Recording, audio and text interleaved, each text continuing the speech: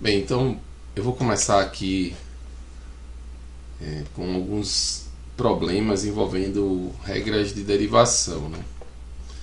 E as principais regras de derivação que eu tenho aqui para que nós temos aí na literatura, né, na parte de cálculo, a gente tem as regras assim mais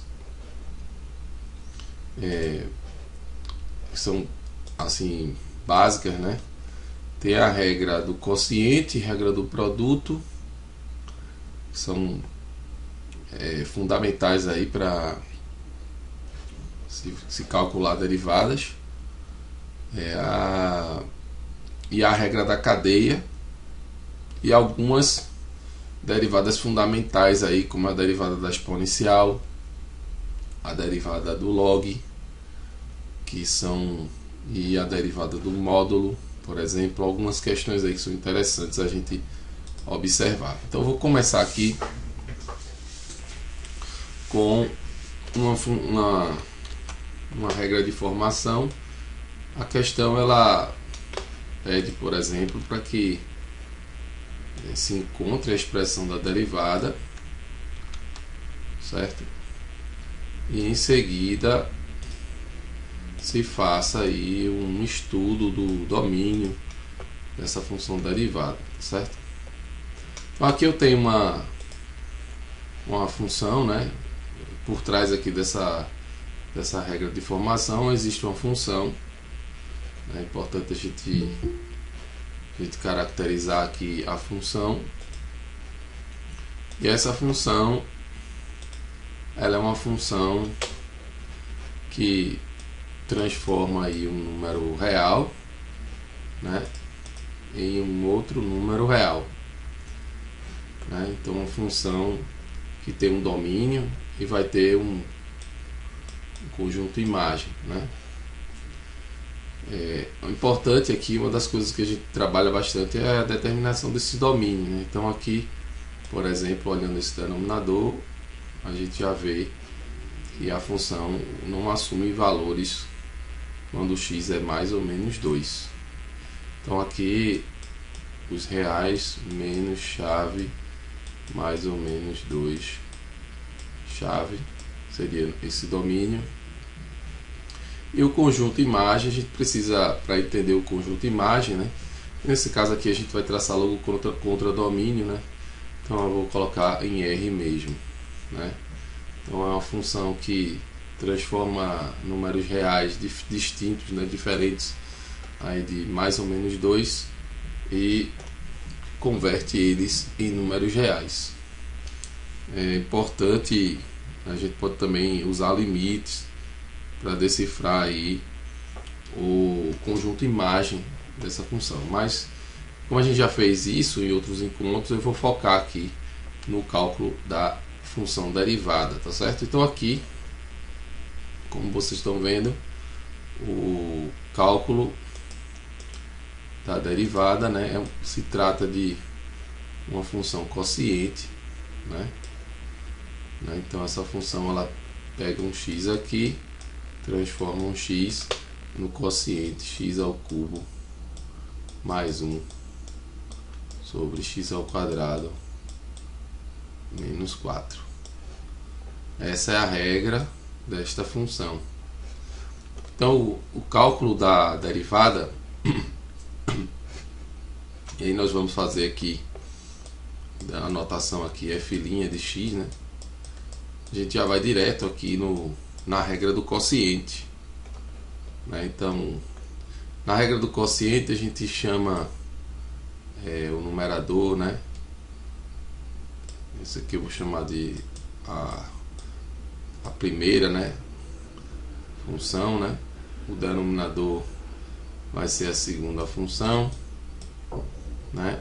E a regra do quociente é assim: deriva a primeira, que vai dar 3x2, e multiplica pela segunda, x2 menos 4, menos, deriva a segunda, 2x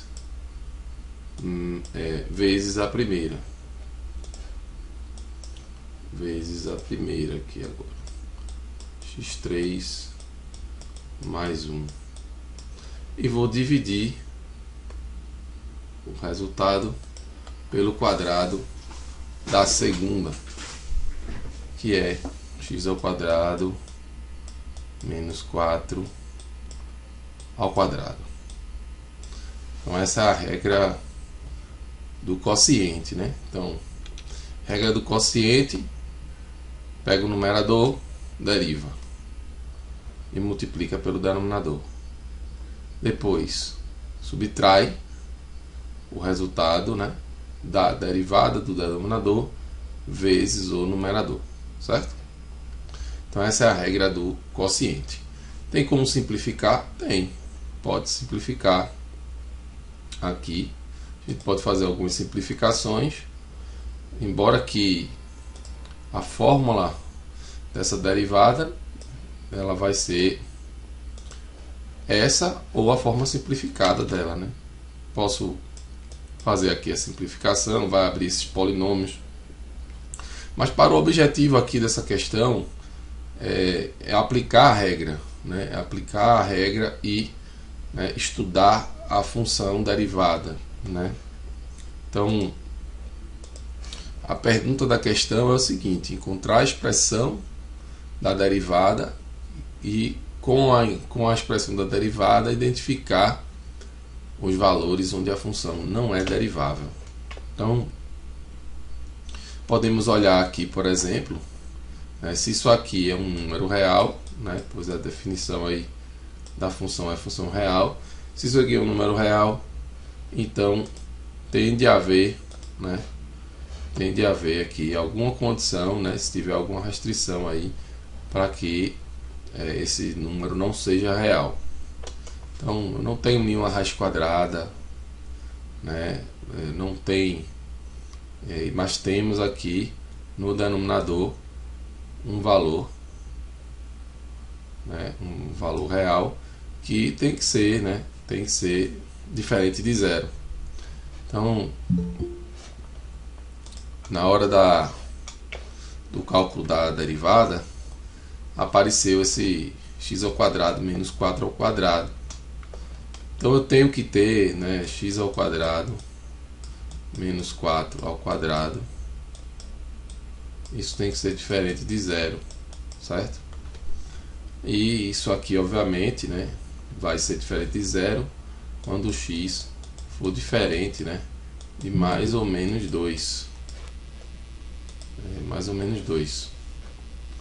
Então, lá no conjunto domínio da derivada, né, eu posso descrever a função derivada sendo uma função também real, que o domínio dela também vai ser os reais menos o mais ou menos 2, né, e uma função que injeta esses valores na reta, certo? Então a atividade principal era essa, era olhar a derivada, a expressão da derivada e deduzir aí os pontos do domínio dessa derivada. Eu vou pegar uma outra situação aqui, né? Uma outra situação. Deixe-me ver. Vamos pegar aqui, por exemplo, essa outra função, né? Deixa-me ver aqui. Vou colocar aqui a regrinha de formação e vamos encontrar essa aqui, a função f. Isso aqui é a regrinha da f de x aqui é a raiz quadrada de 2x mais 1 menos a raiz quadrada de x mais 3. Então agora o que eu tenho que fazer? Se eu quero encontrar a expressão da derivada, eu vou fazer a regra, né, da soma, né? A derivada da soma é a soma das derivadas. Então essa expressão ela pode ser escrita como sendo 2x mais 1 elevado a 1 meio menos o x mais 3 elevado a 1 meio. e aí aplicar essa expressão aqui equivalente a essa, né? Eu posso aplicar a derivada e usar a regra da soma e também a regra da cadeia, né? Aqui eu vou primeiro derivar aqui a função exponencial aqui, né? Então vai dar 1 meio vezes, eu vou repetir a base, 2x mais 1, e vou elevar um expoente reduzido de 1 unidade, que é 1 meio menos 1. E vou subtrair de 1 meio, vou repetir o x mais 3, sim, tem outro detalhe aqui que eu esqueci. Né? Eu vou multiplicar aqui pela derivada da função que está nos parênteses, que é a derivada de 2x mais 1, que vai dar 2x. E daí eu vou subtrair 1 meio, vou repetir o x mais 3, o expoente cai de unidade, 1 meio menos 1, e vou multiplicar pela derivada da função que está nos parênteses em relação a x, que é 1, certo? Aí vou colocar aqui para separar direitinho, né? E agora a gente precisa fazer as simplificações, né? Dá para fazer algumas simplificações aqui. 2x mais 1 elevado aí 1 meio menos 3 meios, né? 1 meio menos 3 meios, porque 1 meio menos 3 meios, né? Isso aqui vai dar menos 1 aqui, né? 1 meio, desculpa, errei aqui, né? 3 meios não, é 2 meios. 1 meio menos 2 meios, né? Que é o número 1, né? Aí isso aqui, né, vai dar exatamente menos 1 meio, né? Menos 1 meio. Eu vou escrever aqui menos 1 meio. E esse 2 pode ser simplificado aqui com esse 2 aqui. Posso fazer a simplificação. E aqui eu escrever o x, né? Aí tanto faz colocar aqui ou colocar aqui, não vai fazer diferença, né? Menos,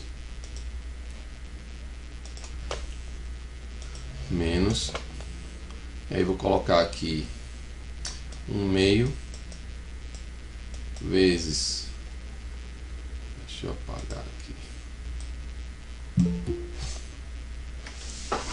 1 meio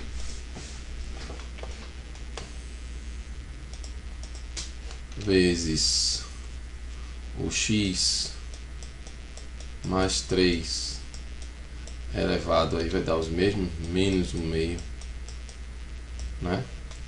Bem, vou continuar aqui. Vou só reescrever agora usando a raiz quadrada, né? Então x raiz quadrada de 2x mais 1 menos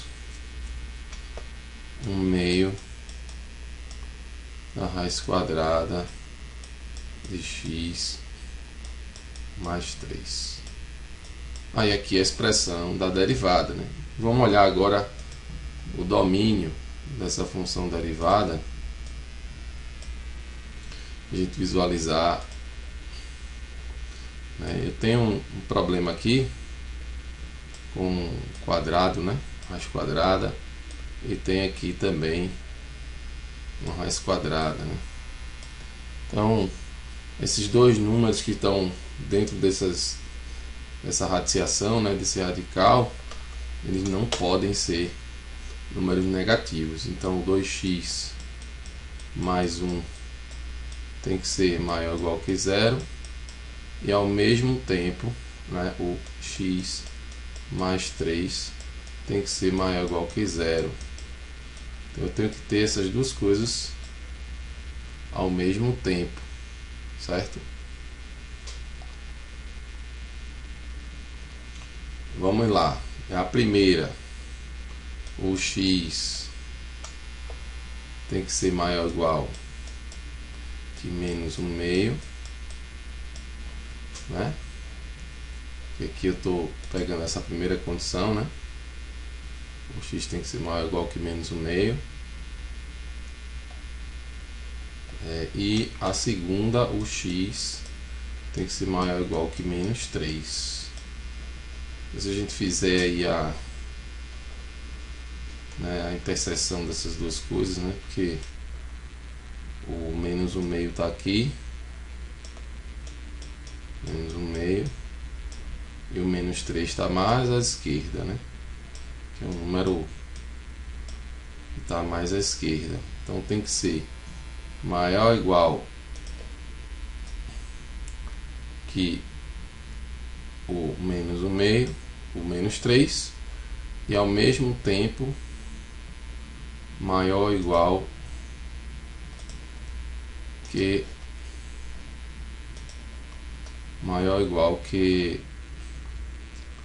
o menos 1/2, né? Então pegando a interseção, né, entre essas duas coisas, a solução vai ser o x maior ou igual que menos 1/2, certo? O x maior ou igual que menos 1/2. Bem, então o domínio dessa função vai ser exatamente o domínio de f, de f', na verdade, né? O domínio da derivada vão ser os números reais, né? Tais que posso até colocar assim, x, deixa eu ver, x em r tal que o x é maior ou igual que menos 1/2. Fecha parênteses, encontramos aí o domínio da função derivada. Ok? Então vamos olhar aqui esta função, né? Aqui, se eu disser que tem uma função, né, essa regrinha de formação aqui vai ser a regrinha da f de x, né? Essa função aqui ela vai assumir o valor, né, x sobre x, se o x for maior ou igual que 0, e ele não pode ser 0. Logo de cara aqui eu já tenho uma restrição que o x tem que ser maior que 0 aqui, né? E ela vai assumir o valor menos x sobre x em caso contrário, quando x é menor que 0. O x não pode ser 0 aqui, né? Então essa estrutura é equivalente, ó. Se x não é 0 e é um número positivo, x sobre x é 1. Então é 1 quando x é maior que 0, e é o que aqui é a mesma coisa, menos 1 quando x é menor que 0. Aí perceba que agora eu quero encontrar a função derivada, né, de uma função, né, que vai assumir os valores 1 aqui, ó, 1 quando x é maior que 0 e menos 1 quando x é menor que 0.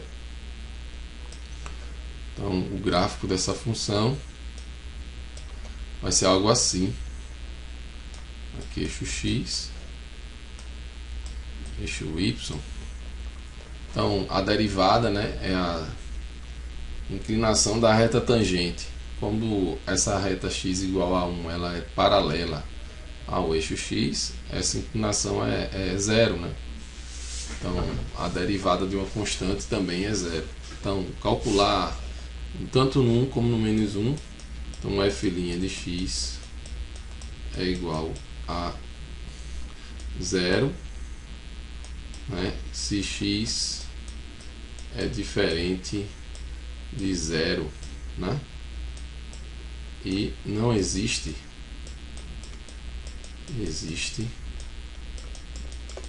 em caso contrário. Não existe quando x é igual a 0. Então essa é a domínio, né, dessa função, domínio f' de x, domínio de f',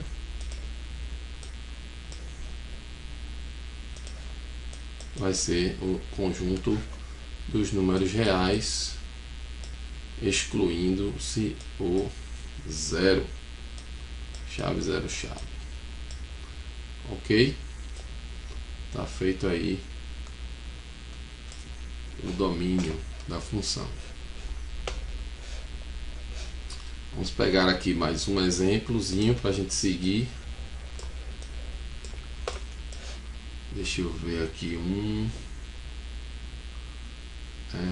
deixa eu ver. Olha essa aqui, né? O que a gente precisa entender aqui é que essa expressão aqui, se eu disser que isso aqui é uma f de x, né, e eu quiser encontrar, e o objetivo seja encontrar, né, a derivada, né, dessa função, a gente precisa reescrever isso aqui como sendo a elevado a x vai ser igual a a exponencial do log. E aí eu estou usando o log na base e, não estou denotando a base aqui. Em alguns livros se coloca ln, em outros livros simplesmente log, né? Log de a elevado a x. Então, aplicando as propriedades do logaritmo, você vai ver que isso aqui é a exponencial do log de x, exponencial do x log de a, certo? E aí eu posso pensar aqui na função derivada, e aí vou usar a notação linha aqui, ó, para indicar a derivada. Essa derivada é igual a essa derivada, que é igual a essa derivada. Nós vamos usar aqui a regra da cadeia, né? A derivada, né, de uma função composta, né?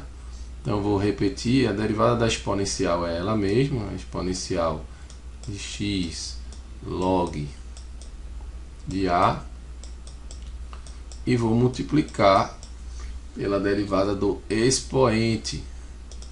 O expoente é isso aqui, ó. Então a derivada de x log a é log a, porque log a é uma constante, certo? Daí agora eu vou voltar às simplificações, né? Vou voltar à notação passada, porque a exponencial de x log a é justamente a elevado a x. E aqui vai ser o log de a elevado a x log de a. Essa é a expressão da derivada f' de x. F' de x é a elevado a x log de a.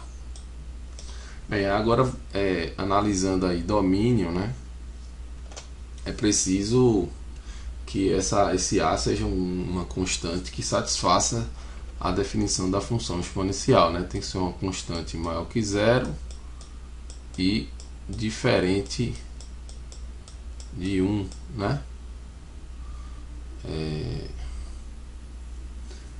Maior que 0, diferente de 1, né? Para existir aí a função exponencial. A única restrição aqui de domínio que está acontecendo no x não existe, não vai existir restrição no x, apenas na constante a, que já seria da definição da questão. Eu acabei não colocando essa restrição, mas aí fica aqui escrita, né, a restrição sobre esse a.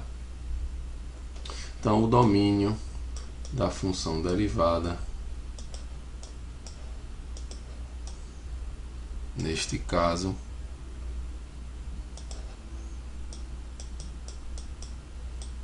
vai ser todo o conjunto dos números reais, certo? E obviamente precisa se garantir, né, a restrição sobre a constante a.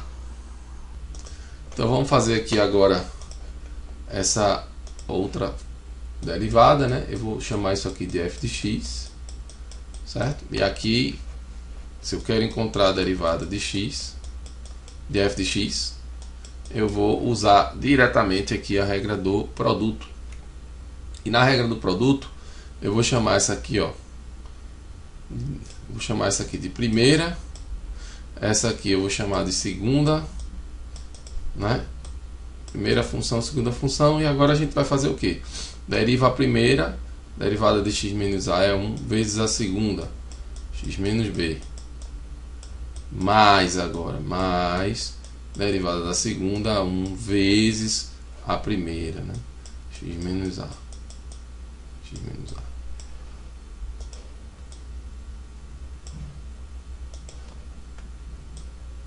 X menos a. Aí agora a gente vai simplificar, né? Então vai dar x menos b mais x menos a. Isso vai dar 2x menos b menos a. Tem algum problema aí em relação à derivada em termos de domínio? Nem a função original, nem a sua derivada vão ter problemas. A única coisa que a gente precisa garantir aqui é que o a e b sejam números reais, né? Porque se não forem, não vai ter sentido essa conta, certo? Então, são derivada do produto, regra do produto. Vamos agora usar as derivadas para estudar o gráfico, né, de uma função, tá certo? Estudar o gráfico de uma função. O que a gente pode fazer aí para utilizar-se de derivadas para estudar o gráfico de uma função?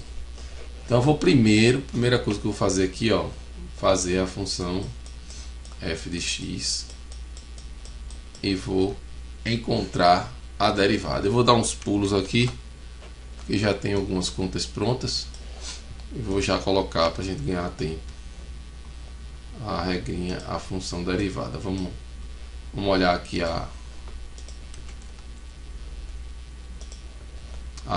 o resultado, né? Então olha só, eu vou chamar essa aqui de numerador, certo?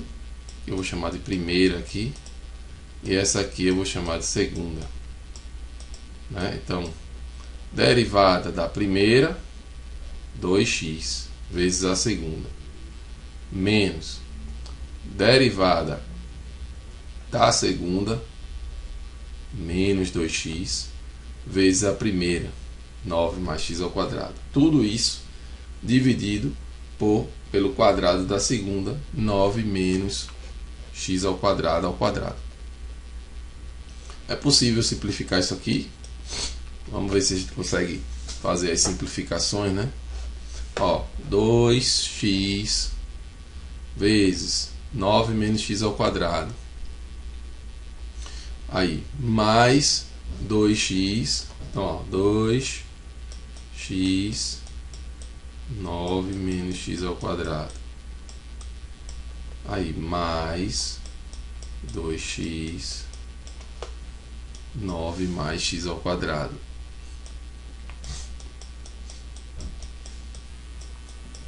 Tudo isso dividido, né, por 9 menos x ao quadrado ao quadrado. Bem, daqui o que a gente vai fazer, simplificar o numerador, né? Vamos simplificar esse numerador aqui, ó.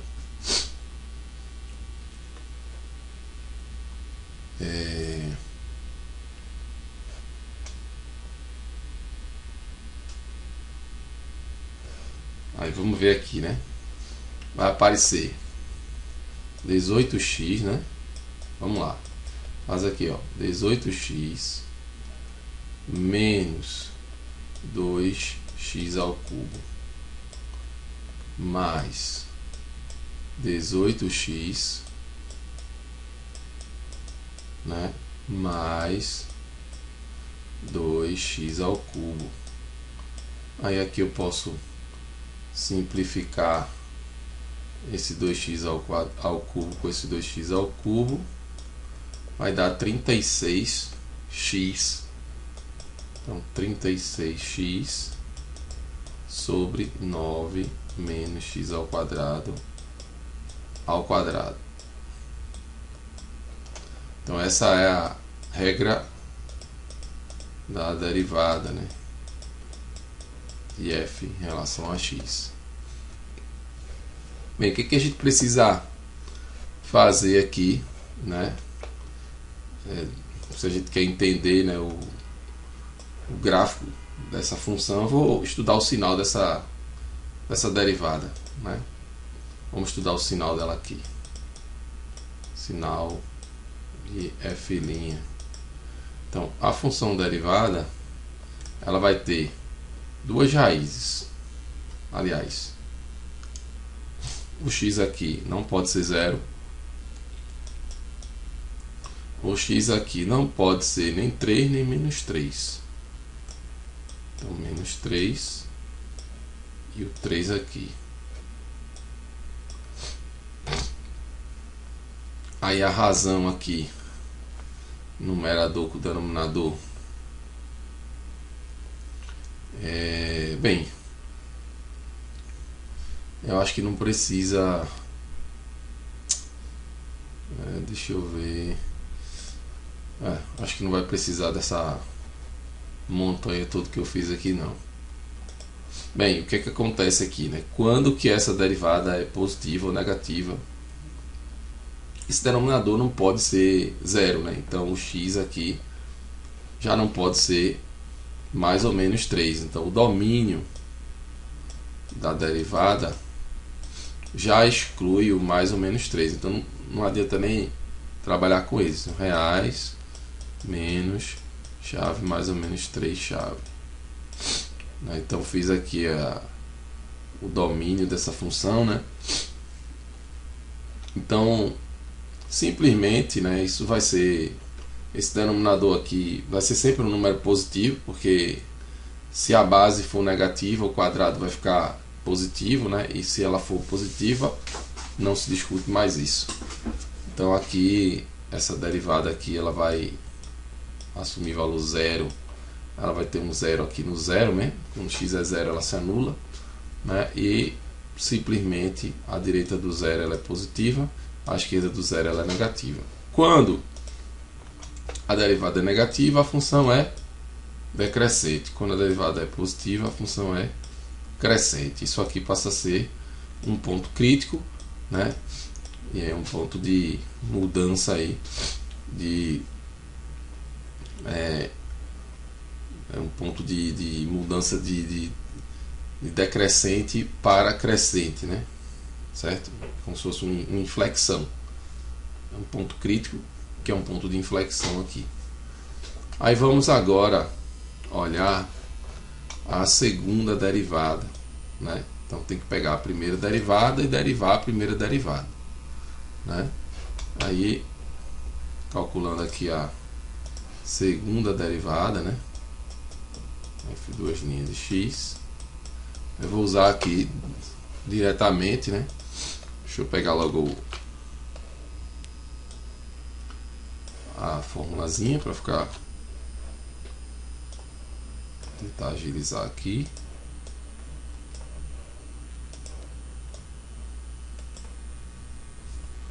né?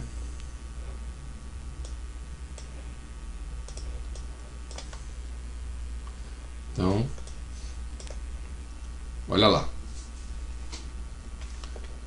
Primeira, segunda, né? Então, deriva a primeira, 36, vezes a segunda, 9 menos x ao quadrado, menos derivada da segunda, que é 2.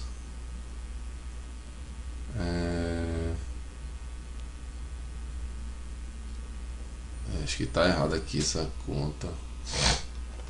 Está errado aqui. Eu vou fazer aqui então, né? Deixa eu apagar. Vamos fazer. Vamos lá. Acho que estava certo. Estava certo aqui, porque a derivada da segunda vai ser 2, 9 menos x ao quadrado, né, elevado a 1, vezes a derivada dessa base aqui, né, que vai ser menos 2x, né, e aí vai dar menos 4, 9 menos x ao quadrado. Tá certo aí tá certa a conta mesmo. E então vai ser aqui, só para a gente relembrar aqui, né? Vou ampliar um pouquinho mais. Então, derivada da primeira, que vai ser 36, vezes a segunda, 9 menos x ao quadrado, menos derivada da segunda, da primeira, aliás, menos a primeira vezes a derivada da segunda, né? 36x vezes a derivada da segunda, a gente já viu aqui que vai dar menos 4x, 9 menos x ao quadrado, né? Então, fazendo a devida simplificação aqui, né? Eu vou abrir esses produtos, essas coisas todas aqui, né? Tem que fazer a simplificação para deixar tudo mais, como é que eu posso dizer, eliminar os termos que... Então tem que abrir esse quadrado aqui, ó, tem que multiplicar esse aqui, tudo aqui, então no final vai dar isso aqui, né? 324 mais 108 x ao quadrado sobre 9 menos x ao quadrado. Aqui também já dava para a gente fazer uma simplificação, né? Olhando essa expressão aqui, ó, tá aparecendo, ó, isso aqui quadrado, né? Aqui tá aparecendo 9 menos x quadrado também. Então, se eu dividir numerador e denominador por 9 menos x quadrado, né, o que é que acontece com essa expressão, né? Então vai ficar 36, aí o 9 menos x, dá para simplificar aqui, 9 menos x quadrado. Aí, deixa eu vir para cá. 9 menos x quadrado menos 36x, né? Aí vezes menos 4x. Já eliminei aqui o 9 menos x ao quadrado.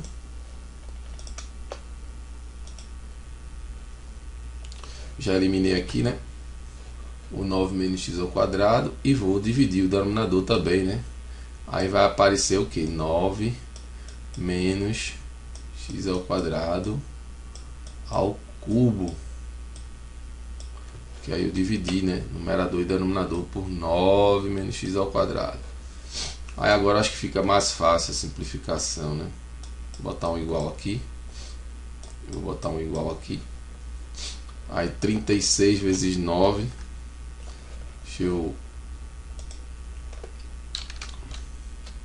abrir uma calculadorazinha aqui para ajudar, para ser mais rápido. 36 vezes 9, né? 324.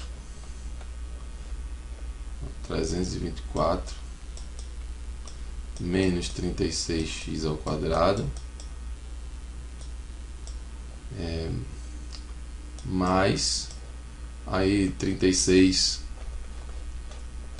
vezes 4, né? 36 vezes 4, 144 144x ao quadrado. Aí esse 144 menos o 36 vai dar o 108, né? Eu já posso aqui, vou fazer um, então aqui dividido por 9 menos x ao quadrado ao cubo, certo? Aí o resultado, né, a gente chega na expressão aqui ao cubo. A função derivada segunda, né? Então eu tenho uma função derivada que é 36x sobre 9 menos x ao quadrado, e a função segunda derivada, que é 324 mais 108x quadrado dividido, né, por 9 menos x ao quadrado ao cubo. A gente precisa agora estudar o sinal, né, dessa segunda derivada. Deixa eu apagar isso aqui.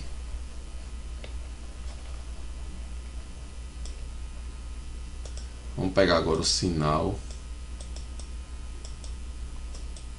de F duas linhas. Como é que é o estudo do sinal, né? Então olha só,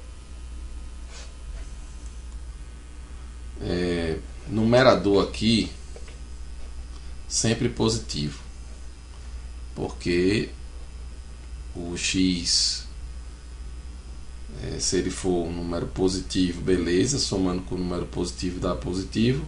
Se ele for um número negativo, eu vou inverter o sinal dele, vai somar aqui com 324.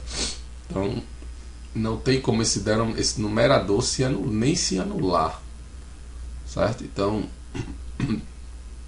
essa função segunda derivada aí, ela é uma função que não está definida, né, no mais ou menos 3. Então o F duas linhas, o domínio de F duas linhas vai ser o conjunto de números reais subtraído, né, do mais ou menos 3, que é quando esse denominador vai zerar, né, e vai dar problema no cálculo, né, do número real, não vai ser número real. E observe que se o que vai definir, né, se o x é positivo ou negativo, aí veja, se o x for, vamos lá, se esse x for maior que o 3, por exemplo, né?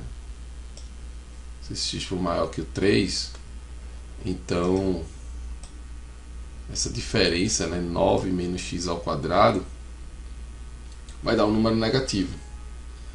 E aí essa função, né, vai ser um número negativo, né? E se esse x, eu posso até pensar em valor absoluto, né? Se o valor absoluto do x for maior que o 3, né, então vai acontecer exatamente isso aqui. O x ao quadrado passa do 9 e aí o menos supera o mais e fica um número negativo, porque o expoente aqui é 3, né? O expoente é 3. E daí, se o eu vou marcar aqui, ó, na reta o menos 3 e o 3, né? Não pode ser nenhum nem outro, né? Porque se tocar no menos 3 ou no mais 3, vai zerar denominador, vai dar problema de número real em conflito, né? Então a função vai ser positiva, né? Aliás, o contrário, ela vai ser negativa, né? Extra raízes, vamos dizer assim, né? E positiva intra raízes, né? E aí, o que é que a gente tem que olhar aqui? Na segunda derivada a gente olha a concavidade, né?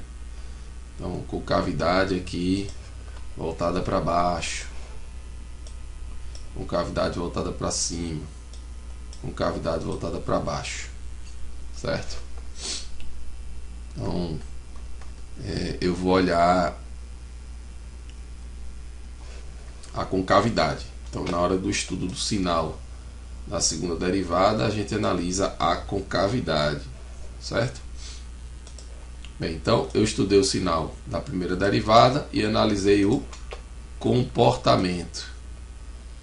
Analisei o sinal da segunda derivada, aqui o comportamento. Comportamento.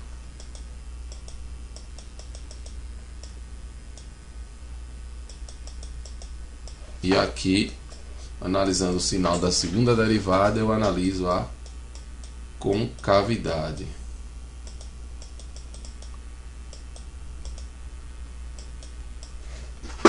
Analisei o comportamento, crescente, decrescente e a concavidade, certo?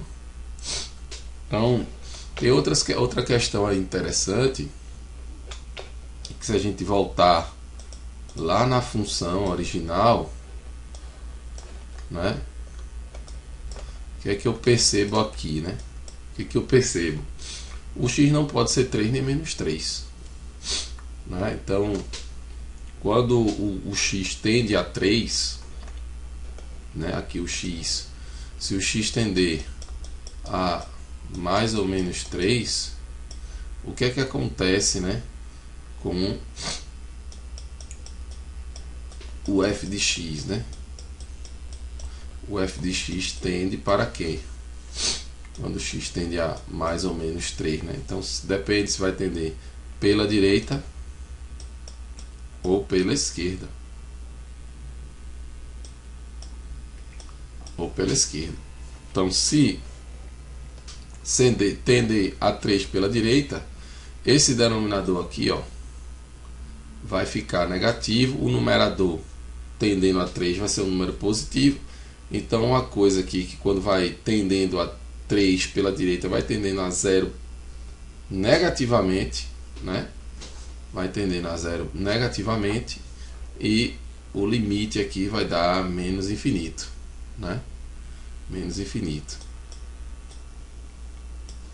certo? No caso aqui, ó, tendendo a mais ou menos 3 pela direita, vai sempre dar menos infinito. E se tender a mais ou menos 3 pela esquerda, né? Aqui o que eu tenho, né? Vou olhar o menos 3 e vou olhar o 3. Eu estou observando, né, quando tende, né, ao 3 pela direita, ao menos 3 pela direita, ou, aliás, desculpa aqui, vamos pensar, eu acho que eu errei aqui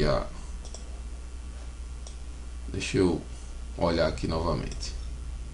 Então, voltando aqui, ó, vamos olhar, né, o x tendendo a... Acho que eu quis simplificar demais aqui. Deixa eu apagar aqui. Eu vou fazer separado, que talvez seja melhor, né? Vai ficar mais fácil de visualizar. Vamos fazer o seguinte: o x agora tende a 3 pela direita. Se o x tender a 3 pela direita, né, ele está tendendo por valores acima de 3. Né? Então, o denominador está tendendo a 0 negativamente. Né?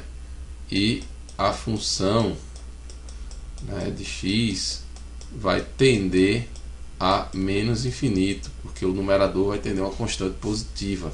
Né? E o denominador vai tendendo a 0 pela esquerda. Então, o valor da razão vai dar um número que se explode para menos infinito.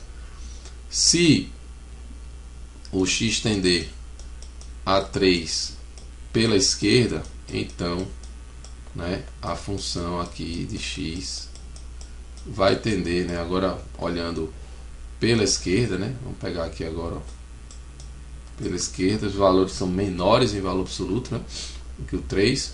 Então, o denominador vai tendendo a 0 positivamente e o numerador sempre tendendo a um número positivo. Então, o resultado mais infinito. Aí essa coisa aqui, né, se você olhar o menos 3, vai inverter. Né? No menos 3, a gente olha aqui pela esquerda. No menos 3... desculpa, aqui é menos 3. Peraí, vamos com calma. Peraí que o negócio, para não ficar confuso, vou fazer aqui embaixo. Peraí. Então, ó, o x agora vai tender a menos 3 pela direita. Então, se tender a menos 3 pela direita, né, vai tender por valores, né, inferiores ao 3 em valor absoluto, e o f de x, né, o f de x aqui vai tender a mais infinito.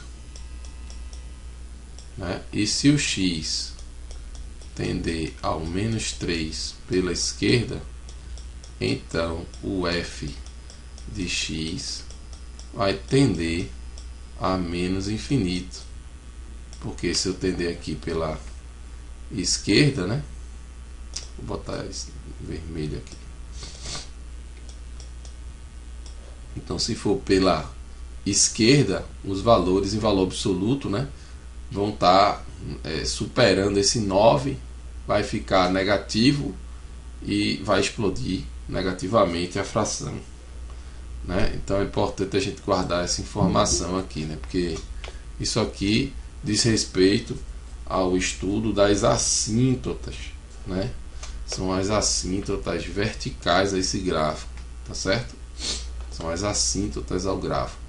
Então, eu tenho essa informação. Vamos juntar agora as peças do quebra-cabeça, né? Então, eu tenho aqui, ó, essas informações dessas assíntotas, mais ou menos 3, né? Ok?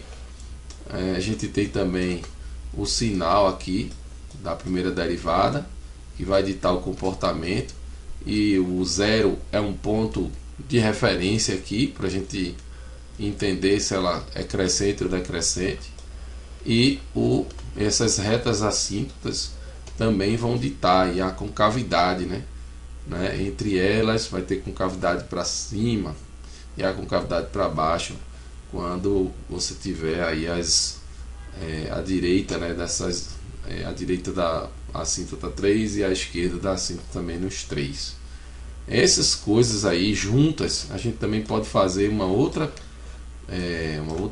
questão aqui também, que é importante, né? Se você pegar o x e fizer ele para mais ou menos infinito, o que é que vai acontecer, né? O f de x, aí tudo isso aqui vira aplicação, né? A gente trabalhou os limites bem, e agora polinômio sobre polinômio, vou pegar a razão dos termos de maior potência, né? Isso aqui vai dar menos 1, né? Porque quando x tende a mais ou menos infinito, a razão entre x ao quadrado e menos x ao quadrado, né, vai dar exatamente menos 1. Né? Então essa é outra informação que a gente precisa guardar. Então o x cresce ou decresce indefinidamente, a função converge, né, para a imagem igual a menos 1. Isso aqui diz respeito às assíntotas horizontais. Então, menos 1 é uma assíntota horizontal, tá certo? Então, será que a gente consegue fazer uma ideia ou um esboço gráfico dessa função, considerando todas essas informações aqui que eu tenho, né, em tela, né? Então vamos pensar aqui o seguinte: eu vou colocar aqui o eixo das abscissas, eu vou colocar o eixo das ordenadas, aí vai ser o 0, eu vou identificar o 0 aqui. Obviamente, vamos olhar a imagem do 0. Quando x é 0, isso vai dar 1, certo? Então, no 0, a função assume o valor 1. Deixa eu apagar aqui. No 0, assume o valor 1. Então, vou marcar aqui o 0, vou marcar o número 1 aqui, tá certo? Eu marcando o número 1, posso marcar também o número menos 1 aqui de forma simétrica, tá certo? Aí vamos novamente voltar para o que nós temos. Vamos ver se a gente consegue entender o gráfico dessa função. Vou marcar aqui essas duas assíntotas, né? O menos 3 e o 3. O 3 aqui, o menos 3 aqui. E o gráfico continua aqui, né? O que a gente precisa fazer agora, né? Olha o comportamento. A função decresce à esquerda do 0. Decresce à esquerda do 0. Essas retas aqui são assíntotas verticais. Eu vou colocar aqui um tracejadinho nelas, certo? Eu também tenho uma assíntota horizontal aqui no menos 1, certo? Então, veja que a função, quando x vai para mais infinito, menos infinito, eu vou cair no menos 1, né? E vamos pegar aqui uma tintazinha vermelha, né? Porque, ó, quando x vai para menos infinito, vai para menos 1, certo? E ela é decrescente à esquerda do 0, né? E com concavidade para baixo aqui à esquerda do menos 3. Então, não tem outra alternativa.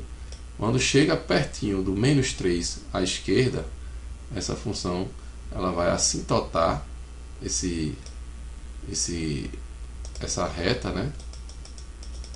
E vai decrescer indefinidamente, né? E quando o x tende a menos 3 pela esquerda, o f vai para menos infinito. Daí eu vou agora olhar à direita. Chega aqui, ela dá um salto, né? Mas continua decrescendo porque está à esquerda do 0. Está à esquerda do ponto 0. Então, mas aí ó, ela vai para mais infinito, porque a direita do menos 3, né? A gente já viu, ó, quando x tende a menos 3 pela direita, o x vai para mais infinito. Então, vou lá e a função continua decrescendo, chega no 1, no 0 ela zera aqui, ó, né? E continua com a concavidade voltada para cima, né? Mas vai passar a crescer, né? Vai passar a ser crescente. Então, concavidade para cima. Na vizinhança ali do 3, ela vai explodir pela esquerda para mais infinito, né? Porque a gente já viu aqui, ó, que quando x tende a 3 pela esquerda, ela vai para mais infinito. E aí ela vai e volta, né? Vai lá para menos infinito, ali na vizinhançazinha pela direita do 3, e converge para o menos 1, certo? Isso aqui é uma ideia, né? Gráfica, né, dessa função, tá certo? E eu vou botar aqui agora para vocês o gráfico dessa função, assim, vamos dizer assim, uma ideia mais bem desenhada, né? E aí, Aqui eu tentei fazer à mão, mas aqui está feito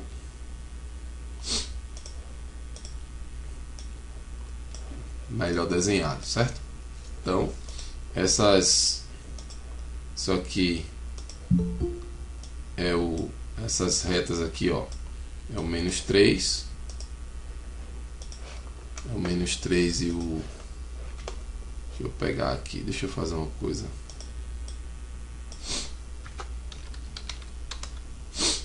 fica melhor de visualizar. Então, ó, essa aqui, ó, essa reta aqui é a reta x igual a -3, essa reta aqui agora é a reta x igual a 3, aqui eu tenho a reta, o ponto 0, a função indo para -1, esse ponto aqui é o -1, tá certo? Então essa é a ideia gráfica. Aí vejam como a gente pode usar as técnicas de limites, derivadas, para esboçar gráficos de funções. Vejam, nem sempre é uma tarefa fácil, tá? É importante destacar que esse exemplo é um exemplo, embora tenha uma certa dificuldade, a gente fez bastante coisa aqui, mas ainda é algo bem possível nesse exemplo. Tem outros exemplos aí na lista que vocês podem treinar e seguir os mesmos passos. Se vocês tiverem alguma dificuldade aí, vocês podem falar comigo lá no AVA, tá certo? Mas a ideia é justamente essa, né? É aplicar os conceitos de derivada, né, e de limites para esboçar esses gráficos. Bem, tem situações de que realmente fazer esses... a gente sabe que tem, encontrando as raízes, encontrando estudando o comportamento, analisando a concavidade, vendo os limites, encontrando as assíntotas. A gente sabe que esse caminho, ele é sempre um caminho que dá para se traçar alguma coisa, mas se a função tiver um grau, se a expressão tiver um grau de dificuldade muito grande, o melhor caminho mesmo é fazer um plot mesmo, de usar um software, alguma coisa, e fazer o gráfico dessa função, tá certo? Então eu só fiz isso aqui para mostrar para vocês a aplicabilidade, né, do cálculo, né? Então tudo surgiu dessas coisas aqui. Então isso aqui é que é a essência, né, das aplicações, né, que vem das derivadas, tá certo? Então deixa eu pegar outra questão aqui para a gente ir fazendo as aplicações, mas dentro dos conceitos de agora vou usar a parte de conceito marginal, tá certo? Mas aí agora a gente vai usar o conceito, né, das derivadas para aplicar isso nas funções que a gente mais utiliza. Então, quando se trata de contabilidade, economia, administração, sempre se fala receita, custo, lucro, certo? Então a função lucro, né? Se você dita aí uma quantidade, né?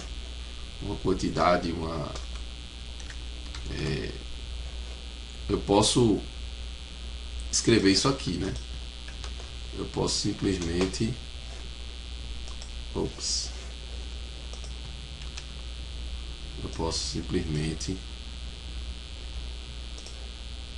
escrever isso aqui, né?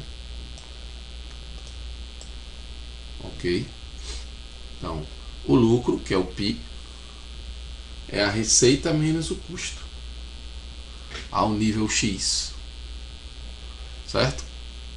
Então, PI de X é o lucro ou excedente ao consumidor e tal. Receita total, custo total, quantidade produzida ou consumida, certo?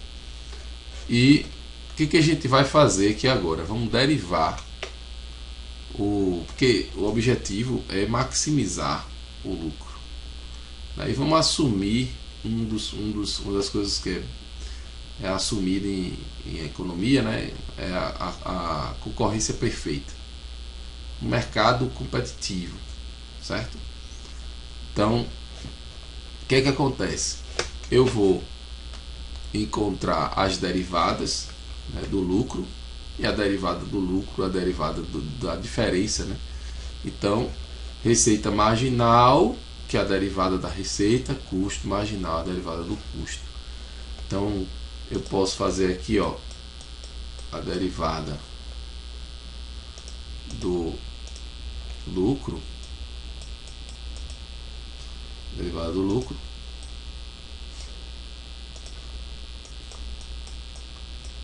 certo? Receita marginal menos custo marginal, certo? E aí, vejam que eu vou colocar até o X aqui para representar a quantidade. Se eu quiser encontrar pontos de ótimo, né? Ou seja, encontrar o X que maximiza o lucro, né?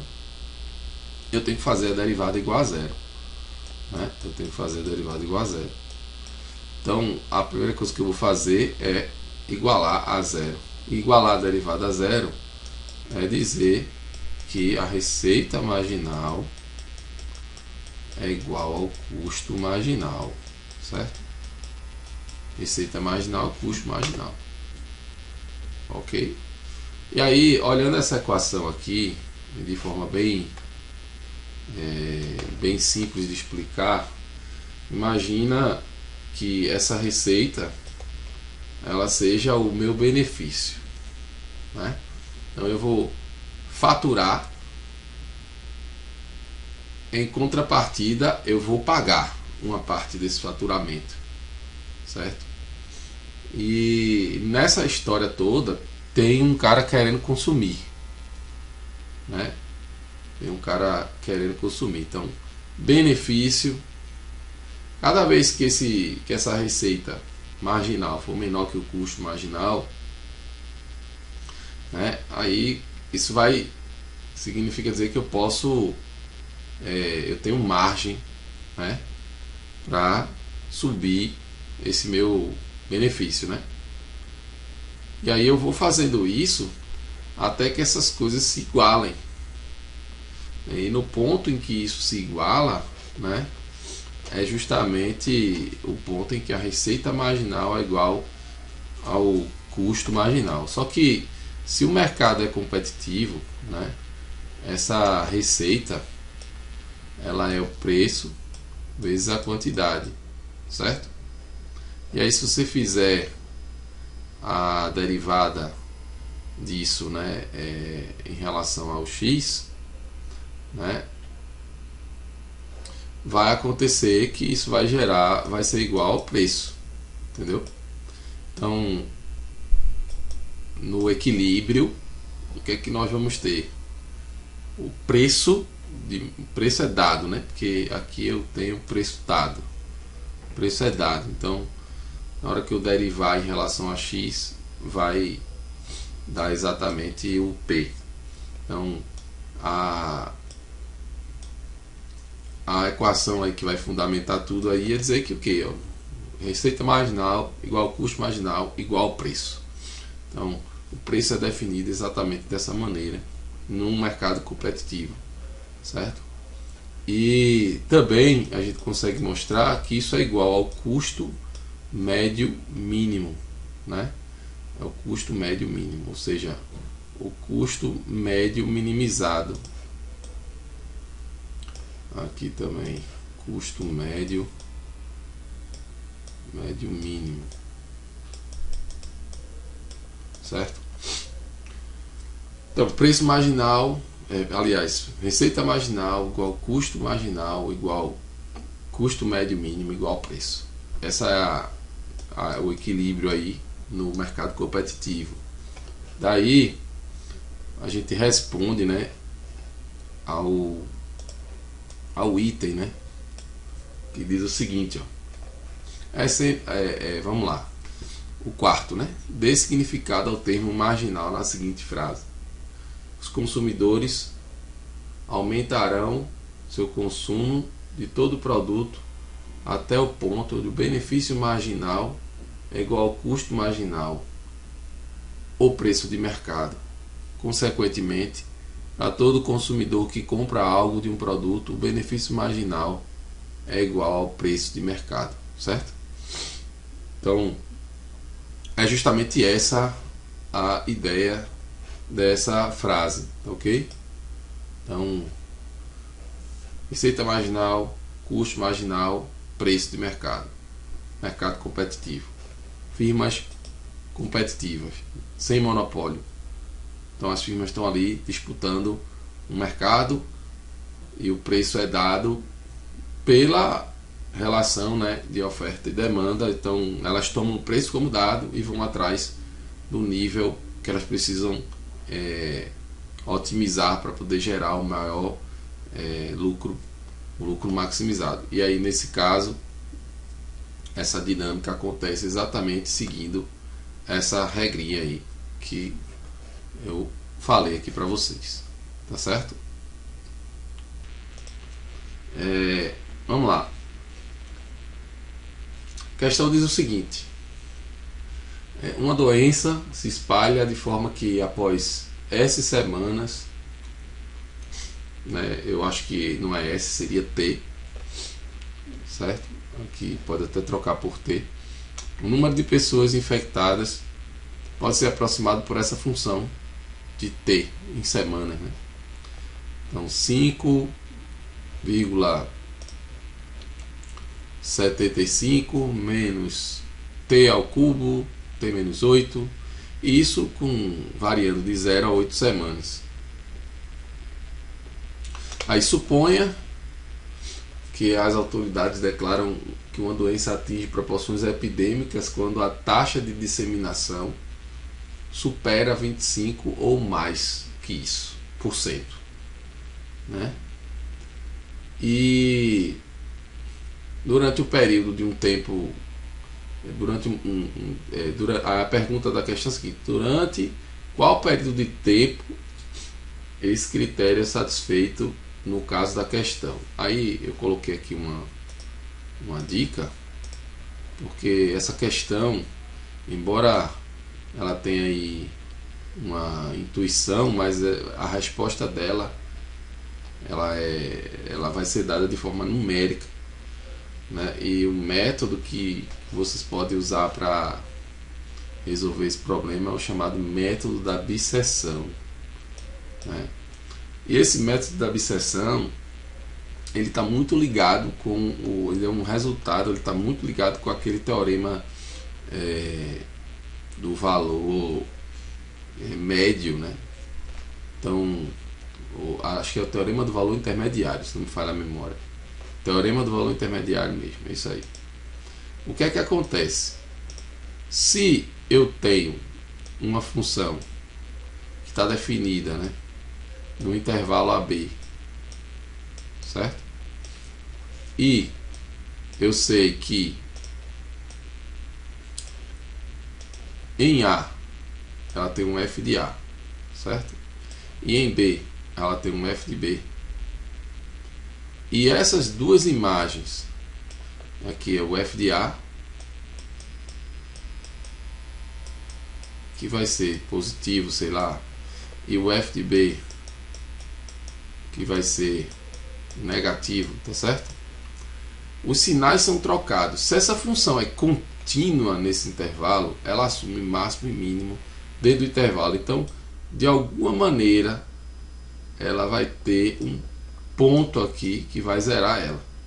E esse ponto aqui é o zero dessa função. Então, existe um C, tal que o f de C é igual a zero, certo? Então, nesse caso aqui, né, essa função ela é uma função contínua definida, né? Mas a função que se deseja trabalhar não é ela, é a taxa, né? A taxa é você pegar o n, né? Peraí, deixa eu me entender aqui. É o n' sobre o n, certo? É essa taxa aqui que Isso aqui é a taxa de crescimento, né? O N' sobre o N, né? Porque é como se fosse uma variação dividido pela quantidade, né? E aí a gente precisa encontrar essa função, né? Essa função N' sobre N, certo? Aí o N' sobre o N, a gente pode calcular aqui a derivada, né? Que vai ser 3t ao quadrado, né? Lembrando que isso aqui é uma derivada de um produto aqui, né? Mas vamos olhar diretamente aqui, né? Vai ser t a quarta, né? 5.000. Eu não sei se eu botei 5.000 mesmo, mas vou dizer que é 5,775 isso aqui. Aí menos t a quarta menos 8t ao cubo, certo? E aí vamos derivar isso aqui, né? Derivar, aí vai ser menos 4t3 menos 8 vezes 3, 24, 24t2, e vai dividir, deixa eu ver aqui como foi que eu fiz.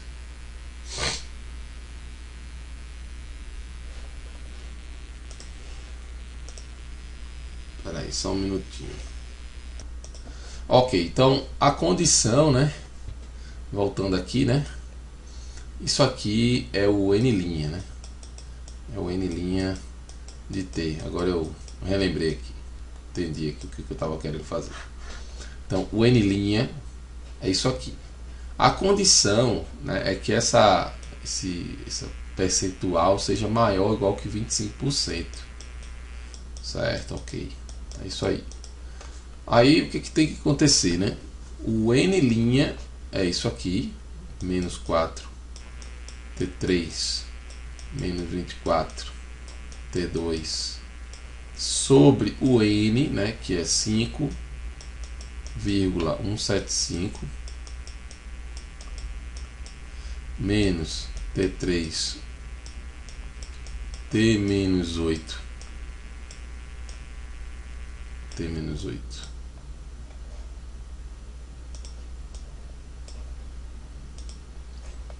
Isso aqui tem que ser maior ou igual que 25%. Ok? Mas se a gente olhar essa desigualdade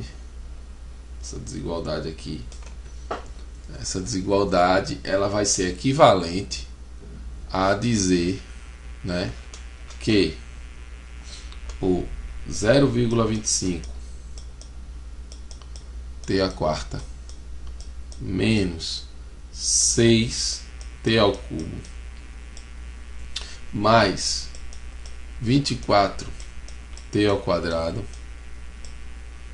menos 1,293, isso aqui tem que ser maior ou igual que zero. Essa condição é equivalente a essa, né? E aqui está um valor aproximado para essa constante aí, 1,293. Isso é um valor aproximado, certo? E aí vejam bem, eu tenho que encontrar, né, as raízes dessa equação, né? Porque com as raízes eu consigo entender onde é que é positivo, onde é que é negativo. E como é um polinômio de grau 4, né? Embora tenha uma fórmula de calcular isso aí, mas um dos caminhos é a gente seguir a dica aí do método da bisseção. Então, o que vai acontecer? Eu vou resolver computacionalmente isso com vocês aqui, tá certo? Então, o que a gente vai fazer na prática, né? Eu vou escolher um intervalo AB, certo? e vou olhar o f de A e o f de B, né? Eu tenho como calcular, porque o f é calculado usando essa expressão aqui. Se o produto dessas duas coisas der um número negativo, é sinal de que você está com o sinal trocado. Então a raiz está entre eles. Aí o que eu vou fazer? Eu vou pegar, vou calcular o ponto médio, né, desse intervalo e vou jogar, né, o B para o ponto médio, né? Se vai depender da imagem desse ponto médio. Eu vou calcular o f do ponto médio e vou ver se o f do ponto médio cair aqui, por exemplo, né? Significa dizer, ó, que eu posso trocar o B pelo ponto médio, tá certo? Eu troco o B pelo ponto médio.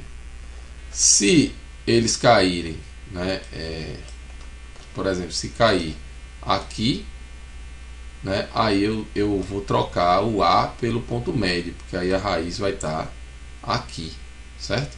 Nesse miolo aqui. E eu vou fazendo essa conta até chegar num ponto que você espreme meio que a raiz, né? Você vai espremer a raiz entre esses extremos, certo? Então é basicamente isso que vai ser feito. Eu vou iniciar com A e B, né? Se os sinais forem trocados das imagens, né, eu vou tirar o ponto médio. O ponto médio, eu vou olhar a imagem do ponto médio. Se essa imagem desse ponto médio tiver o mesmo sinal do extremo A da imagem do A, então eu vou trocar o A por esse ponto médio e vou fazer o mesmo comparativo, né?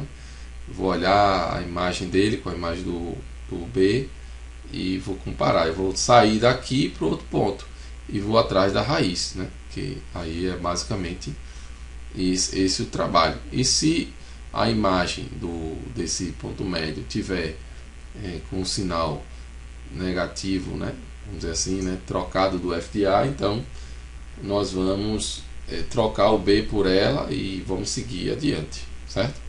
Computacionalmente, como é que isso aqui é feito? Então, olha só, eu vou criar aqui a função, né, que eu coloco o 0,25 x à quarta, 6 vezes x ao cubo, 24x ao quadrado, menos 2, 1,293. E vou colocar aqui, por exemplo, o elemento inferior. É importante que o x está entre 0 e 8, né? Certo? Então eu vou primeiro, né, colocar o xa em 0 e o xb em 8. Né? Vamos colocar em xb em 8. E vou colocar aqui uma tolerância, né, que é a precisão. Uma precisão para a gente saber o quão próximo de zero. O que é o zero nesse caso, né? Então, se você colocar aqui o número mais próximo de zero, é como se fosse essa margenzinha de erro, né? Porque a coisa não vai ser exata. Ele vai ser um número muito próximo de zero. E é essa margem de erro que a gente vai controlar, né? E eu vou colocar o número máximo de iterações que eu vou poder fazer. E vou, né, colocar aqui um valor inicial para esse ponto médio, mas isso é só para começar, certo? E aí, peraí, deixa eu lembrar como é que é isso aqui. Pronto, vamos lá. E aí o que eu vou fazer aqui agora, né? Eu vou inicializar, né? Vou dizer, ó, enquanto o valor absoluto dessa imagem for maior que esse erro, e o número de iterações for, né, menor do que esse máximo, então eu vou calcular o ponto médio. E se a imagem, né, as imagens tiverem sinais trocados, eu vou trocar o extremo B pelo XM. E se não, eu troco o A pelo XM. E vou seguir adiante. Então vamos rodar aqui só para vocês verem o que a gente vai encontrar de 0 a 8, né? Começando com A de 0 a 8. Então, ó, eu comecei aqui com a primeira iteração, ele encontrou um XM de 4, mas a imagem era 62. Aí ele foi, né? E se a imagem é 62, tem o mesmo sinal do extremo de A, então eu vou trocar o A por esse XM e vou seguindo até que eu cheguei aqui na 12ª iteração e encontrei uma imagem do XM desse ponto médio próximazinho de zero, tá vendo? Então esse ponto aqui, ó, é uma possível raiz ou muito próximo dela. Então eu tenho uma raiz próxima de 0,24. Aí para encontrar as outras raízes eu preciso, né, sair, né? Eu vou pegar mais para a esquerda, né? Vou colocar -1 até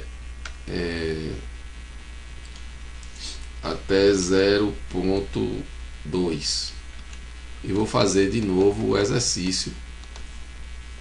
Aí você veja que vocês estão vendo aqui, ó, que eu encontrei um outro ponto com a imagem bem perto de zero, é o -0,22. então eu tenho -0,226 e o 0,24, duas raízes.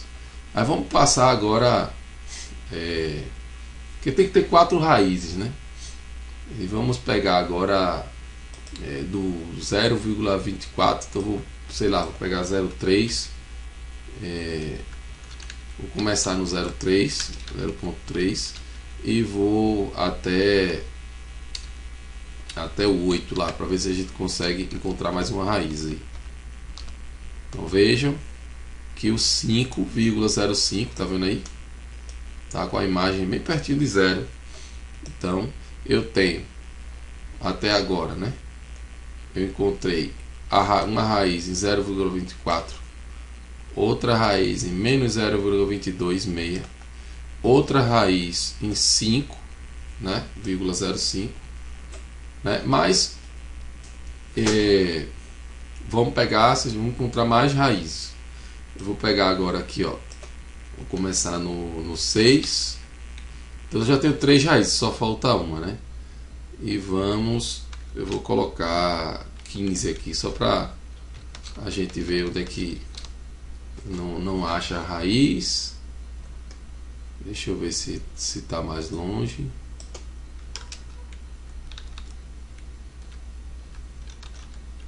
O 5,6.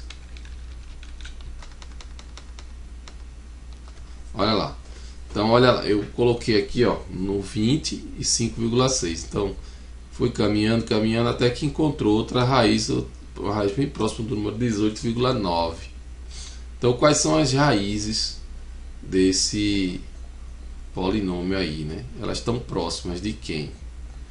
-0,20, -0,2265, 0,24, certo?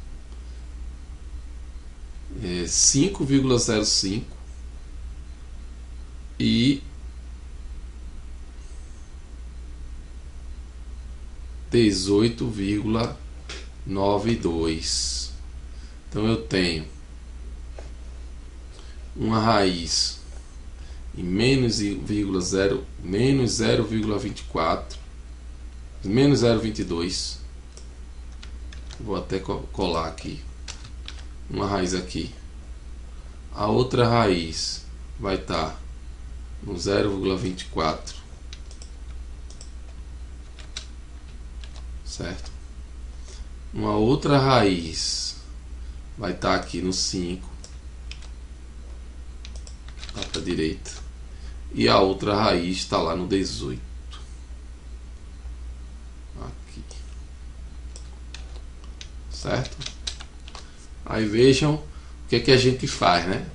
Se a gente tem aproximações para essas raízes, o que a gente vai fazer aqui agora, né? Posso observar aqui, ó, a reta, marcar as raízes desse polinômio, certo? E estudar o sinal,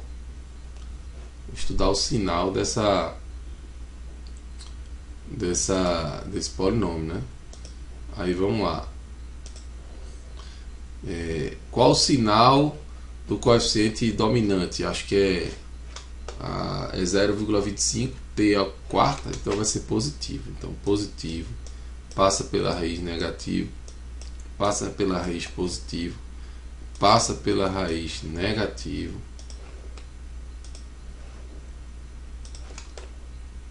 certo? Passa pela raiz positiva. Como o tempo que ele coloca está entre 0 e 8, né? Então a região que me interessa é essa daqui, certo? É justamente essa daqui, ó, entre o 0,24 e o 5,05. Então a diferença entre isso, né? A diferença entre isso são coisas de semanas, né? É justamente a região que me interessa, que é quando a taxa de decaimento ultrapassa, né, os 25%. Então, se pegar a diferença, né, entre essas duas raízes, né, é esse menos esse,